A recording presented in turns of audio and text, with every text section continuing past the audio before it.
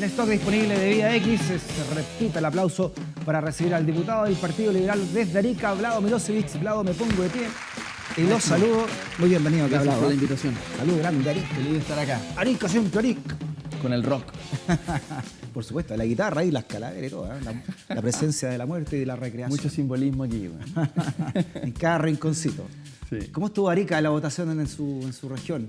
Fue fascinante. fin de Yo semana encuentro pasado. que estuvo... Fue fascinante, primero porque yo no me esperé que... O sea, yo sabía que iba a votar harta gente, pero creo que votó muchísima gente. Fue muy más de buena lo esperado. convocatoria, ¿eh? Más de lo esperado.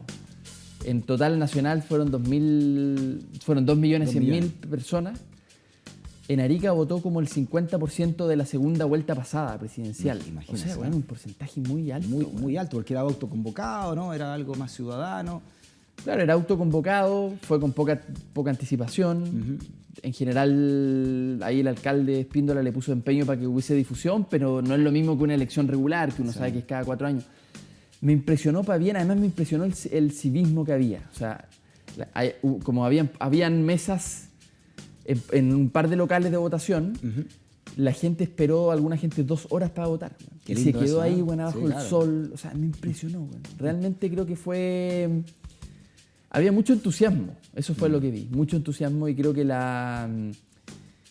y además que los resultados también son bien... 80% para la llamada Asamblea Constituyente, ¿no? Sí. Tiene varios nombres ya, pero... Sí. Ah, 80%, por creo una que nueva Constitución. Es muy contundente. O sea, primero una nueva Constitución y segundo, mayoritariamente por el modo Asamblea Constituyente y voto obligatorio que El realiza. voto obligatorio. Y creo que además fue muy rotundo a pesar de la campaña de desinformación, porque si algo se vio en redes sociales que había un grupo de gente que decía no hay que ir a votar, aquí no está la opción de la Asamblea Constituyente, por el lado de la izquierda, por el lado de la derecha habían algunos que decían que esto era organizado como por la ultraizquierda, o sea, había todo había mucho posverdad en redes sociales. Y cada comuna, cada alcalde le puso su cosecha de acuerdo a su... Sí. Unos alcaldes preguntaban si querían militares en las calles y el alcalde Lavín no puso las preguntas, una de las más importantes, ¿no? de las Claro. que se esperaba de un proceso constituyente. Y que además era el origen de la consulta. Pues, Claro. o sea, la consulta tenía que ver con el proceso constitucional y constituyente y Lavín lo saca. Y realmente una locura, pero Ahora, a raíz de eso también dice que no quiere ser candidato presidencial, no lo descarta nuevamente. yo no le creo mucho, sinceramente. Son como las despedidas de Kiss. No le creo Ahora sí que nos despedimos. Kiss viene la- Ahora sí que la nos vamos. despedida. No le creo mucho que Lavín no vaya a ser candidato presidencial, honestamente. No le creo mucho. Y creo que ahora además muestra su verdadera cara. O sea, cuando el proceso tiene que ver con queremos o no queremos constitución y cuál es el mecanismo, y que Lavín no lo ponga, honestamente, un poco ridículo, ¿no? Ya. Es como subirse al carro, pero evitar preguntar lo más importante. Así que Sí. A propósito de preguntas... muy a- Lavín, además, muy Lavín. Sí, tuvimos a Claudio Fuente acá antes de usted, diputado, cientista político, académico de la UDP, viene sacando un libro que no... Lo escribió antes incluso de todo este estallido, se llama La erosión de la democracia. Entonces le pedimos que le dejara una pregunta y él le dejó la siguiente. ¿Por qué cada vez que la izquierda no tiene que juntarse, ahora ocurre que se toda desmembrada cuando tienen al gobierno y en este estado? ¿No? ¿Cómo lo explica usted? Esta erosión también que está sufriendo la izquierda y la oposición en general. Bueno, me preocupa, igual que a Claudio, porque creo que después de todo esto, que es como una primavera, ¿no es cierto? Como casi como la primavera árabe, ¿no? Una esperanza callejera masiva y también una indignación profunda, creo que puede venir, hay que ser muy cuidadoso, que también puede venir una contrarreforma, una contraola conservadora, autoritaria. Una reacción de eso. Una reacción desde el miedo. Hay sectores como José Antonio Kast que están en eso, que están en intentar infundir miedo a la población para que se produzca todo lo contrario, para que no se produzca un cambio transformador, sino que se produzca un retroceso. Y creo que ahí tenemos una gran responsabilidad en la oposición, de mantener nuestras diferencias, pero que esas diferencias no sean más importantes que lo importante, que es tener una nueva constitución. Esta es la primera oportunidad en 40 años de cambiar la constitución de Pinochet en serio. La primera oportunidad en 40 años. Y es más, Freddy, yo diría, dígame un país en el mundo que tenga este proceso constituyente que va a tener Chile, con plebiscito de entrada, con posibilidad de asamblea constituyente 100% electa y con plebiscito de salida. No hay ninguna experiencia en el mundo. Ni siquiera Mandela hizo un proceso tan democrático como este. Entonces yo entiendo la necesidad de ir más allá, pero por otro lado digo, esta es nuestra única oportunidad en 40 años de cambiar la Constitución de Pinochet y por fin terminar con su mala herencia en nuestra democracia. Usted celebró la semana pasada, ha hablado que el Partido Comunista haya decidido salirse del Frente Amplio. En el fondo de su celebración, ¿qué es lo que había? Cuando usted dice vamos a poder trabajar tranquilo realmente en lo que nos une, en fin, ¿no? No sé si la celebré tanto, no sé si fue una celebración propiamente tal. Así se leyó. Sacó confeti, no sacó, pero digamos, cotillón, cuando usted dice, por fin vamos a hacer una coalición donde nos podemos poner de acuerdo. Sí, a ver, yo tengo grandes amigos en el Partido Humanista, conozco a muchos de sus fundadores, reconozco el legado de Laura Rodríguez, su diputada de los 90, gente que realmente se la jugó, gente muy valiosa. Y tengo grandes amigos de los fundadores del humanismo. Sin embargo, creo que particularmente ciertos liderazgos dentro del partido empezaron a hacer muy difícil la convivencia interna. ¿Cuáles puntualmente? Pamela Giles en específico. Creo que Pamela Giles estaba intentando destruir el Frente Amplio desde adentro hace mucho tiempo. Y eso era bastante evidente. O sea, sus ataques no iban hacia la ultraderecha ni hacia José Antonio Caz o la UDI. Iban hacia sus propios compañeros de bancada permanentemente. Lo hizo con, yo diría, casi toda la bancada. Entonces había una política persistente de atacar y de criticar y de destruir la cosa y de dividir. Yo creo que a esta altura no necesitamos más divisiones. Creo que, y comparto la preocupación de Claudio Fuentes, lo que necesitamos es cómo nos ponemos de acuerdo para ganar un plebiscito, para sepultar la Constitución de Pinochet, para tener una democracia más profunda, más auténtica. Entonces no es que haya celebrado yo la salida del Partido Humanista, pero por otro lado sí reconozco que este Frente Amplio 2.0 es un Frente Amplio que le va a hacer mejor a Chile, porque vamos a poder ser más útiles para las transformaciones y no vamos a estar tan concentrados mirándonos el ombligo y en al final, Freddy, los personalismos hacen daño a los procesos más colectivos. ¿Qué buscan, por ejemplo, personalismos como el que estudió en Pamela Giles, por ejemplo? Honestamente, no sé si tiene un propósito muy político, es una cosa más bien personal, como de personalidad, no es muy político lo que está haciendo, no tiene que ver con una transformación con el país, tiene que ver con quizás ganas de figurar, no tengo idea, pero no tienen que ver con... No tiene un proyecto político, eso es lo que quiero decir. Y en el Frente Amplio estamos haciendo intentos con aciertos y errores de tener un proyecto colectivo. Y si tú miráis, Freddy, el resto del Frente Amplio, en general, no anteponemos nuestros personalismos por sobre el proyecto. ¿Y cómo ve usted el mea culpa que hace el Frente Amplio y líderes del Frente Amplio, entre los cuales estuvo usted también, por haber votado esta llamada ley anti-encapuchado? Tiene muchos nombres, ¿no? Pero ley anti-saqueo, en fin. Yo creo que hubo harta posverdad y ganó la posverdad. Primero porque no era una ley anti-encapuchado, era una ley anti-saqueo. No había ningún artículo sobre encapuchados. Por eso digo, tuvo muchos nombres. Tuvo muchos nombres, algunos le llamaron ley antiprotesta. Está bastante alejado de la realidad. Porque nosotros, como Frente Amplio, no aprobamos ningún artículo que tenía que ver con criminalizar la protesta social. Pero al hablarlo en general, estaban dentro también en artículos indicaciones que penaban el uso de la capucha.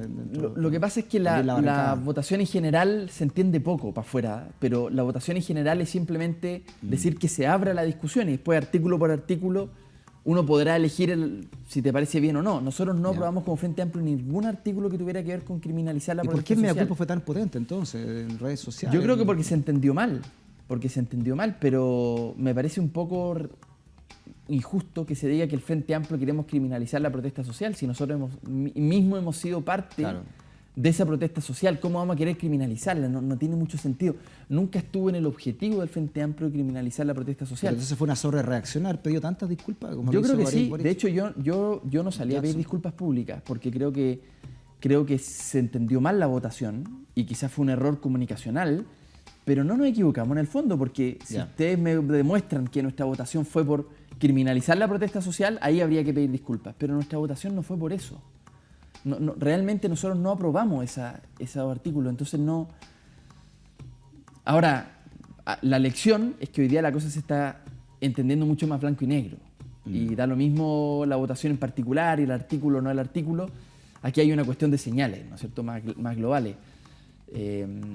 O sea, todo se está amplificando mucho más en este contexto. Se está amplificando, claro. Y hay poco espacio además para explicar, porque hay un estado de ánimo también que te empuja, ¿no? En fin, pero creo que es ridículo que se piense que nosotros realmente hayamos querido traicionar al movimiento o criminalizarlo. No tiene ningún sentido.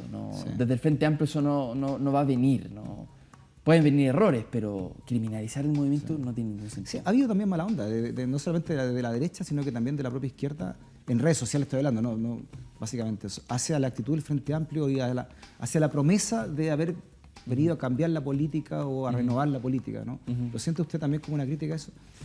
O sea, creo que hay una exageración también en un momento difícil, pero lo entiendo, lo entiendo. Ahora, no me parece muy útil, porque me parece que es bastante autodestructivo.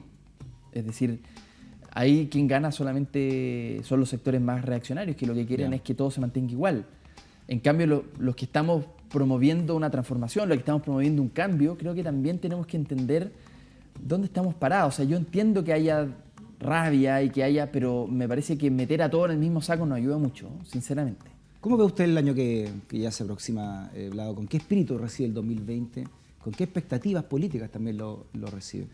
O sea, yo creo que va a ser un año difícil. No soy de los que... O sea, estoy optimista por una parte, pero también hago un llamado a la gente que nos está escuchando a que va a ser un año en donde podemos lograr avances, pero también estamos muy cerca de tener retrocesos y creo que ahí hay que tener ojo con eso. Ya. ¿Dónde ponemos la energía?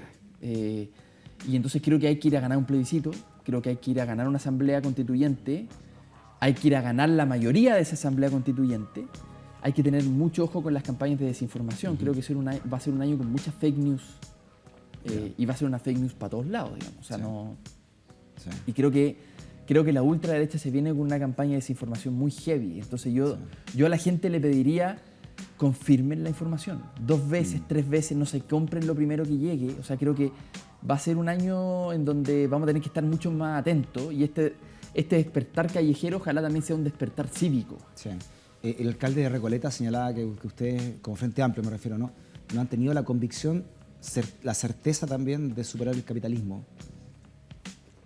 A ver, me parece un poco injusta la crítica, primero porque nosotros nos hemos puesto más bien como objetivo querer sacar a Chile el neoliberalismo. Y el neoliberalismo es una aplicación radical del mercado en todos los ámbitos de la vida, ¿no? Y hemos dicho, en derechos sociales el mercado no tiene que operar. No estamos diciendo necesariamente con eso que estamos en contra ni de la iniciativa privada, ni estamos diciendo con eso que estamos en contra de todo el mercado. Lo que estamos diciendo es, no puede haber mercado en los derechos sociales, en salud, en educación, en pensiones. Ahí no tiene que operar el mercado. Claro. Pero es un poco injusto decir que ponernos esa expectativa. Además, yo me haría la misma pregunta. Creo que el Partido Comunista, cuando estuvo en el gobierno de Bachelet, jugó un buen rol. Que no era un rol anticapitalista, era un rol más bien de lo mismo, de sacar el mercado de ciertos derechos sociales. A mí el modelo que me gusta de país son los países nórdicos. ¿Hay mercado? Claro que sí, son países abiertos al mercado, son países muy competitivos, pero son países que tienen derechos sociales muy garantizados, muy igualitarios, tienen seguro universal de salud, tienen pensiones con sistema mixto, es decir, son países en donde hay derechos sociales de manera universal. El rico y el pobre, la diferencia que tienen no es tan brutal como lo que tenemos en Chile. En Chile el 1% concentra el 36% de la riqueza. Sí, claro. El 1% más rico se lleva más de 1/3 de la torta. Claro.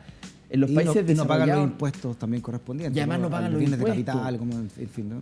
En los países nórdicos los ricos pagan impuestos y pagan más impuestos que el resto, como debe ser. Entonces, a mí me gusta ese modelo. Ese modelo niega necesariamente toda iniciativa privada. No, para nada. Para nada. También son países capitalistas. Lo que pasa es que no es de un capitalismo salvaje como el que tenemos en Chile, que es de un neoliberalismo único en el mundo. Sí, otra crítica que llegó al sector también de Tomás Hirsch, ¿no? Cuando señala por qué se van del Frente Amplio, se parlamentarizó y se desconectó del proceso social, dijo el Frente Amplio. Como que se fue quedando atrás, digamos, de los procesos sociales. Yo honestamente no puedo estar de acuerdo con esas críticas, Freddy, porque son críticas, le tengo un gran aprecio a Tomás, y de verdad que Tomás creo que es una de las personas que voy a extrañar en el Frente Amplio. Yeah. Tengo una gran relación de, no solo política, sino de amistad con Tomás. Pero no estoy de acuerdo con la afirmación, porque eso sería desconocer el trabajo que hace el Frente Amplio a nivel local, que es un trabajo muy conectado con la movilización social, muy compenetrado con la movilización social. Entonces, yo creo que hay algunas críticas bastante injustas hacia el Frente Amplio, Y está bien, el Frente Amplio cometemos errores y yo siempre he dicho, y creo que en este programa lo he dicho muchas veces, hay que tener la humildad también de saber cuando nos equivocamos y no somos súper poderosos. ¿Pero usted no siente que se ha quedado atrás o que se desdibujó, como dijo en esta entrevista? No lo comparto. Yo le pediría a la gente que no nos viera como héroes también. Somos personas y nos equivocamos. No creo que haya que sea necesario ningún tipo de idealización sobre el Frente Amplio. El Frente Amplio es una coalición política con todas las dificultades que eso tiene. Ahora, de que hemos sido un aporte a la política chilena, qué duda cabe. O sea, creo que esta generación le ha puesto a la política chilena un color, un ritmo, contenido que antes no estaba. Antes nos hablaba de Asamblea Constituyente, antes nos hablaba de derechos sociales. La Concertación abandonó los derechos sociales durante décadas. Entonces el Frente Amplio puso una agenda que no es original solo del Frente Amplio, una agenda ciudadana de la calle. Entonces me parece un poco injusto también creer que el Frente Amplio, siendo además, Freddy, solo el 15% del Congreso, vamos a cambiar toda la política chilena. No tenemos la capacidad. En la última elección presidencial... Bueno, ahora son menos sin el Partido Comunista. Además, en la última elección presidencial fuimos el 20% de las preferencias con Beatriz Sánchez. No tuvimos mayoría. Si hubiésemos tenido mayoría, yo diría, nos pueden cobrar de esa manera. Pero somos minoría. Y la minoría en un Congreso no tiene capacidad de cambiarlo todo. Sí. En esta semana, además de quedar patentes las varias derechas que existen, también quedan patentes entonces las varias izquierdas, ¿no? En lo que, por ejemplo, lo que dice el alcalde Jadwe, de una izquierda verdadera, como él señala, ¿no? Que supere el capitalismo, a otra izquierda más socialdemócrata como la suya, de diputado, que también le gusta la participación privada y un Estado mucho más regulador. No, ahí tenemos una diferencia con Jadwe. Va a ser complicado hacer una gran alianza, entonces, oposición.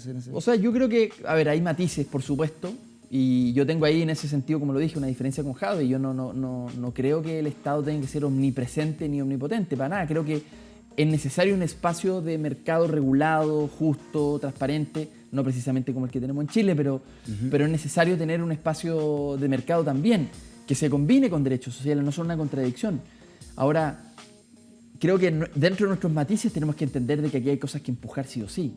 Y, por ejemplo, en el plebiscito de abril, Freddy, va a ser muy importante que nos pongamos todos detrás de una misma consigna, terminar con la Constitución de Pinochet, más allá de nuestras diferencias. Para ojo con los 2/3, que todavía hay materia... Con mayor razón hay que estar unidos, digamos, con mayor razón. Porque si no tenemos unidad para ganar el plebiscito, puede pasar lo del Brexit, puede pasar lo de Colombia. El acuerdo de paz estuvo a punto de caerse porque hubo una mayoría primero, ¿te acuerdas? En el referéndum, que rechazó un acuerdo de paz. Entonces, yo diría, ojo con lo que está pasando en el mundo.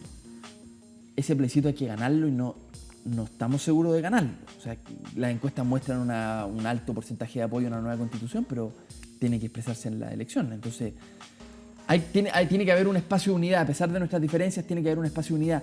Y lo otro, yo le pido a la gente paciencia también. Esto está lejos de ser un proceso perfecto. Todos estos procesos tienen avances y retrocesos. Así ha sido la historia de la humanidad. Entonces, no hay un proceso ideal. No hay una coalición ideal.